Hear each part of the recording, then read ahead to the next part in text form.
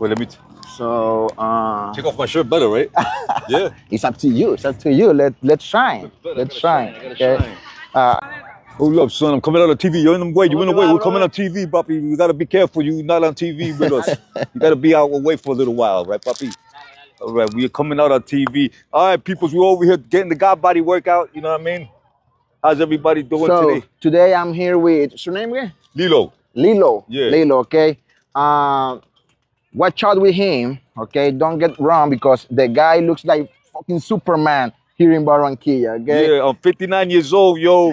Getting it done. Do not mess up with him. Okay. True. Hey, basically today we are gonna work out. Yes. We are gonna talk.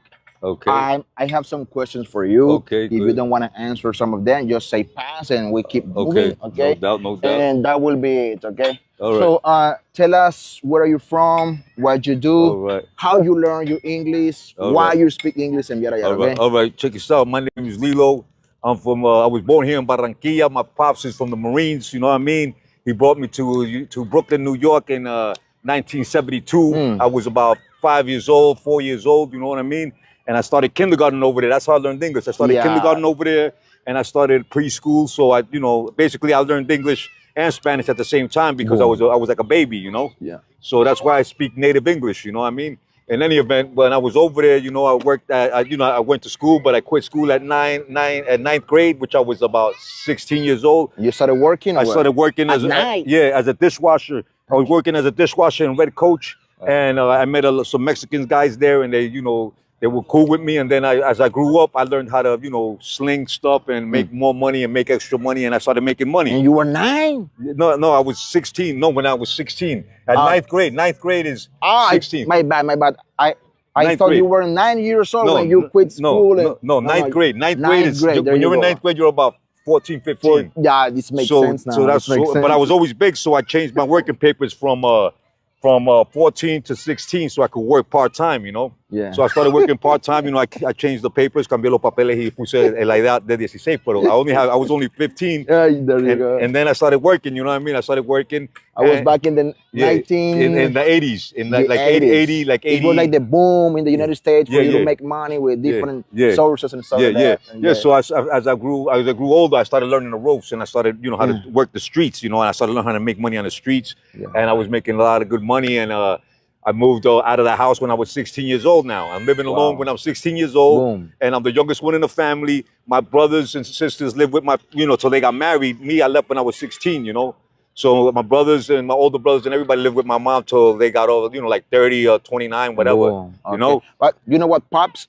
Let's do some dips and then we're going to keep talking. All right, no doubt. Let's go. I'm going to start. I'm going to go for 20. All right, you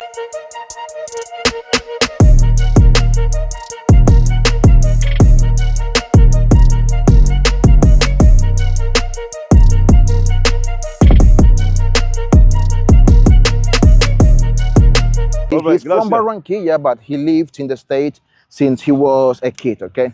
So you were saying?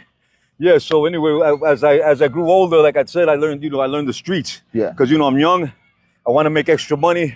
So I started slinging, and making extra money. Back in the 80s, they were selling a lot of crack, drugs, but... yeah, it is what it is. And I became part of that statistic, and I started making money. And with the money comes violence and all that. And that's the way life was for me because I was, in Brooklyn, that's what it is. Everybody's a gangster over there. Now, you know what I mean? Were you involved receiving shootings or something like that? Yeah, I was involved with shootings, and when I was young, I got into an accident with undercovers, and I didn't know they were cops. So when I hit them, we went head-on collision. And when they came out of the car, I pulled out a gun because I thought but they pulled out a gun too, and they had a gold gun, and they were cops, and I didn't know. Gold guns, and they were cops. Yeah, they were FBI. They were undercovers. Are they allowed to use gold guns? Yeah, because they're FBI, federal. But I didn't know they were cops. We were regular cars. So when we crashed, I was young. I didn't know no better. That was my first shoot. I was 15, 16 years old. I was with my brother. Yeah. And he was driving, and we got into an argument. So he let go of the steering wheel. We were fighting, and then he crashed into the cops. But they were undercovers. They were regular. They weren't regular cops. Regular cop car. It was a regular car. So when they came out, we ran. I was young. We ran. We left the cars there. We ran. We were young. They were older men, so they didn't catch up. We took the the train. You know where the train goes? We took the train tracks and we got away. I threw the gun away. Boom. I had drugs. I threw everything away. And then I got caught in the next town. You know, coming out of the tracks, and you know they locked me up, and I came out on bail. But everything was good. You know. And make a long story short, you know, my life was exciting. I had a good time. You know, like a movie. Yeah, it's like a movie. Like a movie one. Yeah. My whole life has been like that, you know. All right. Now, so basically, this channel is about learning English and, okay. My bad. Chasing opportunities and like, you know, people who might have like an English level, they can make money while living here in Barranquilla. Yeah. No so doubt. you said that you learned English when you were a kid. Yes. But back in that time, how many Latinos did you know who learned English? All right. Well, my situation was bad. I was the only Colombian in the classroom. In school, there was Puerto Ricans. There was no Colombians in that time. There was no Mexicans. There was the Mexicans in LA. I'm in New York. Okay. In that time, there was no Mexicans in New York and stuff like that. So we were basically the only Latinos, Colombians in an Italian neighborhood. You know, we lived in an Italian neighborhood. I grew up in an Italian neighborhood. So there was a Puerto Rican family that lived there, the Gordills. They lived there. They lived in the corner. So they became our friend, but everybody in the neighborhood became our friends when we were young, growing up, when we were kids growing up. But when we were in junior high, everything separated because I met all the Latinos and everybody it was a racial thing back then. Yeah. So they used to put, you know, nasty stuff and stuff like that on, you know, to the Latinos. Oh, get out of my neighborhood. Blah, blah, blah. There was a lot of racists over there. But as time went by, you know, like I said, I moved out.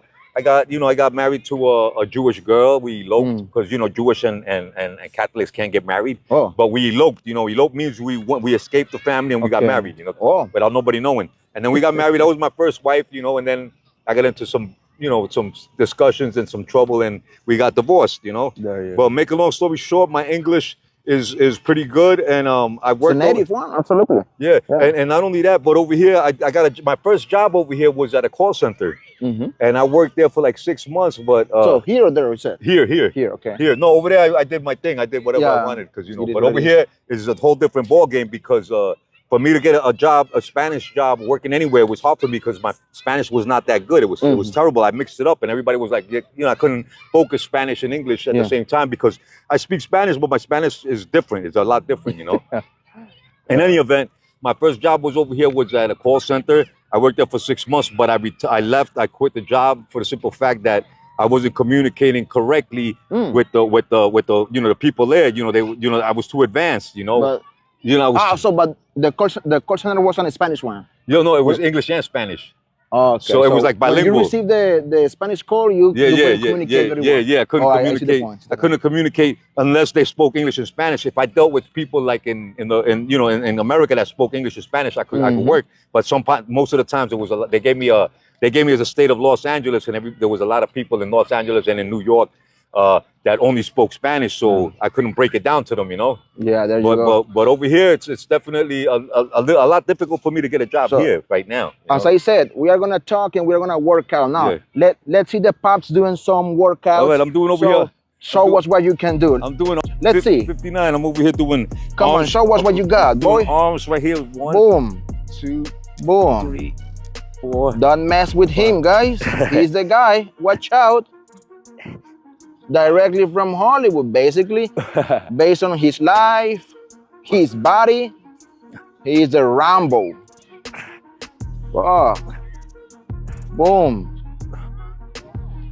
Those are real muscles, pops. Yeah, doing some dips. That's the only thing I know how to do. Okay? No, dips are good. You're good at dips. Here we go. There you go. 2, 3. Wow, that's good money.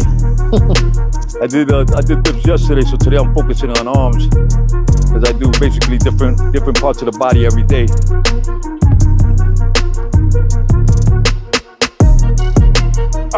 So like 15, good money, good money, good money, Big Daddy. All right, let's keep talking. We have 5 people here listening, watching us, and this is advanced English because most of the time they listen to me speaking like beginner English. Right. No, but you speak good English. You got good English. It's very, very, very good. You got an average of maybe 85%.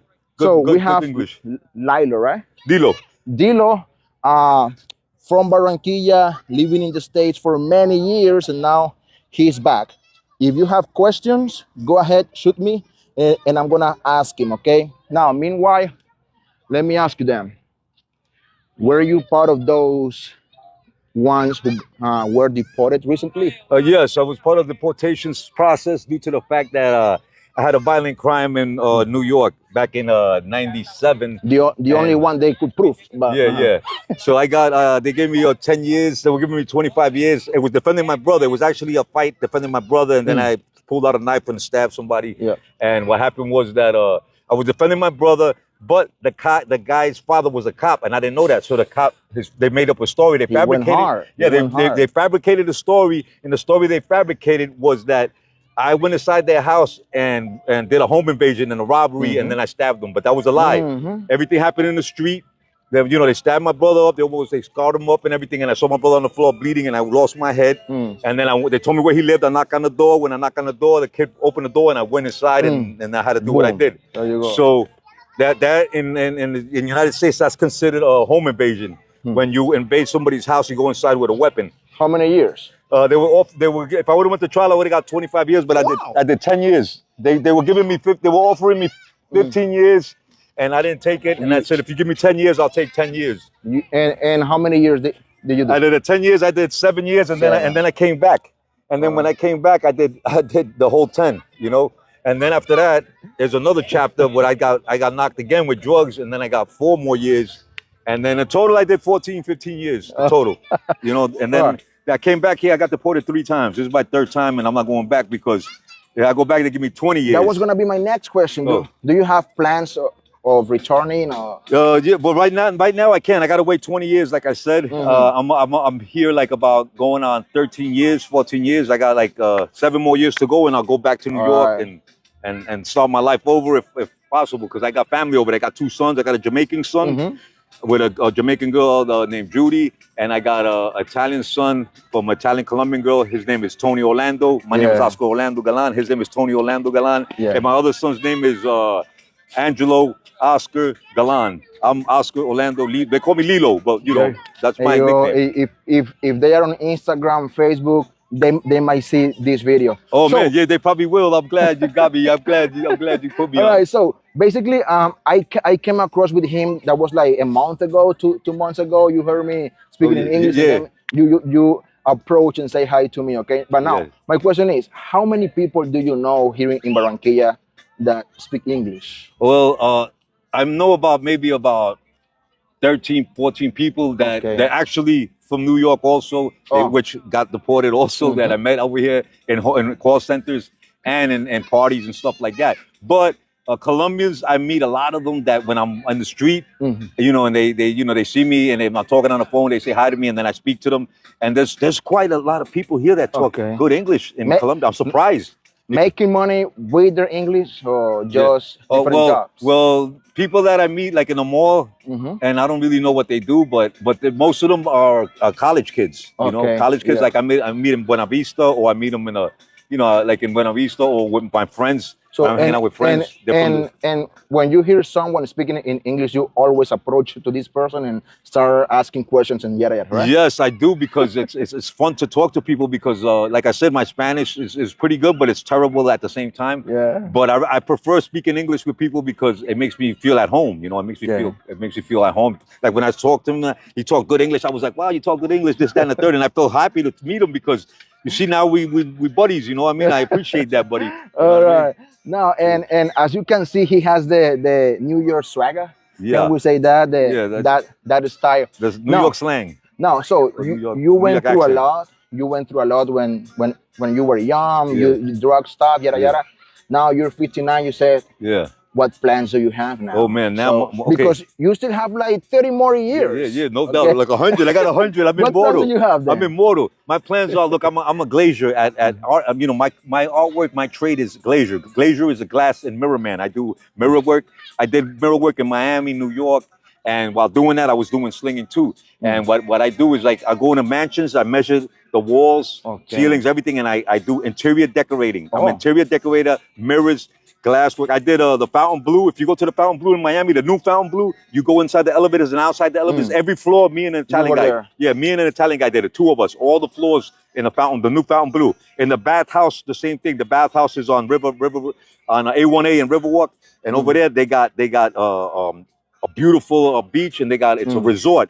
Boom. Trump Plaza. I did Trump Plaza Resort too. I did the whole gym. Oh, kidding? Yeah, I did the whole gym in Trump Plaza in Miami. The gym, 144 by 52 mirrors, and the whole gym. Me and another guy. There's always two people that do the work, not three, because you got your mechanics and then you got your helpers. You know what I mean? I'm the mechanic and I had my helper. You know what I mean?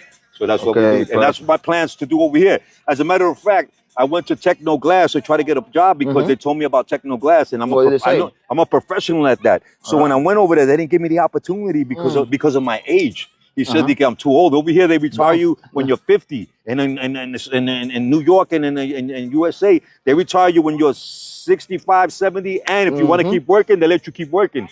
You know, part time. That's a sad story. Yeah, that's a sad story. Yeah, now, you over here, they didn't but don't you have the chance to forge your papers one more time so you can reduce your age? No, yeah, I could do. I might be able to do that here, but over here, it's difficult for me because I don't know the ropes over here. Over here, it's like a different.